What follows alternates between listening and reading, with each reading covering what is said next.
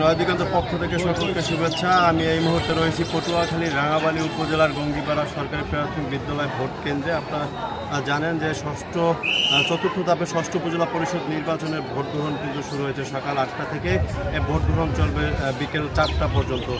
আমরা সকাল থেকেই কয়েকটি ভোট গ্রহণ কেন্দ্র ঘুরে দেখেছি। আমরা যেমনটি দেখেছি সকাল থেকেই কিন্তু ভোটারদের উপস্থিতি কম ছিল এবং বেলা বাড়ার সাথে সাথেই কিন্তু ভোটারদের উপস্থিতি বেড়েছে। একই সাথে কিন্তু এই যে এলাকাটি রয়েছে সেই এলাকাটিতে কিন্তু মহিলা যে ভোটার সংখ্যা রয়েছে তাদের মহিলা ভোটারদের উপস্থিতি আমরা বেশি ছিল।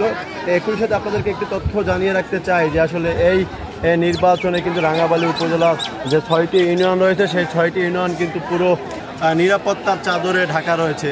আমার সাথে কথা হয়েছে উপজেলা সহকারী রিটার্নিং কর্মকর্তার সাথে। তিনি জানিয়েছেন যে সকাল 8টা থেকে 10:30 পর্যন্ত কিন্তু 10% ভোট সংগ্রহ করা হয়েছে। একই সাথে আপনাকে জানিয়ে রাখি যে এই নির্বাচন নিরাপত্তার দায়িত্বে কিন্তু একজন জুডিশিয়াল ম্যাজিস্ট্রেট, 9 জন নির্বাহী ম্যাজিস্ট্রেট রয়েছে। একই সাথে কিন্তু টহল দায়িত্বে রয়েছে সেনা, বিজিবি, কোস্টগার্ড, আনসার সদস্য সহ পুলিশ সদস্যরা কিন্তু এই ভোটের যে কার্যক্রম সেটি তারা সার্বিক পর্যবেক্ষণে রাখছেন। আমি এখন কথা বলবো, আমি যে কেন্দ্রে রয়েছে সেই কেন্দ্রের প্রিজাইডিং অফিসারের সাথে জানার চেষ্টা করবো ভোটের পরিস্থিতি কী। এখন পর্যন্ত আপনার কেন্দ্রে কত শতাংশ ভোট কাস্টিং হয়েছে?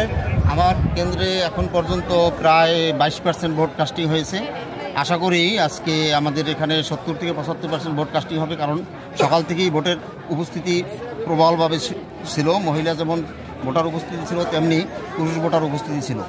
আমাদের কাস্টিং ভালো হবে। আমি একই সাথে আপনাকে আরও একটু তথ্য জানিয়ে রাখতে চাই যে সকাল থেকে ভোট গ্রহণ শুরু হলেও কিন্তু 6 ইউনিয়নে কোথাও কোনো বিচ্ছিন্ন ঘটনা আর খবর আমরা পাইনি। আমরা এখন কথা বলার চেষ্টা করব একজন ভোটারের সাথে। আমরা জানার চেষ্টা করব যে আসলে এই নির্বাচনকে ঘিরে কোনো ধরনের প্রার্থীদের পক্ষ থেকে ভয়ভীতি তাদেরকে দেখানো হয়েছে কিনা। যে আপনি ভোট দিতে আসছেন, পথে কোনো বাধা বিপত্তি বা ভয়ভীতি কেউ দেখিয়েছিল কিনা? ভোট দিতে পারবেন ঠিকঠাক মতন? কেউ কোনো ভয়ভীতি বা কোনো ধরনের প্রতিবন্ধকতা সৃষ্টি হয়েছিল কিনা? যার ভোট তাকে দিতে পারবেন কিনা? আপনার ভোট আপনি দিতে পারবেন কিনা? আমার ভোট আমি দিতে পারবো। শুনছিলেন আসলে যে প্রার্থীরা কিন্তু আশা করছেন যে এখন পর্যন্ত তারা ভোট গ্রহণ সুষ্ঠু হয়েছে এবং আগামী যে সময়টা রয়েছে সেই সময়টা তারা সুষ্ঠু এবং নিরপেক্ষভাবে ভোট প্রদান করতে পারবেন। এই ছিল আসলে আমার কাছে পটুয়াখালী রাঙাবালী থেকে সর্বশেষ।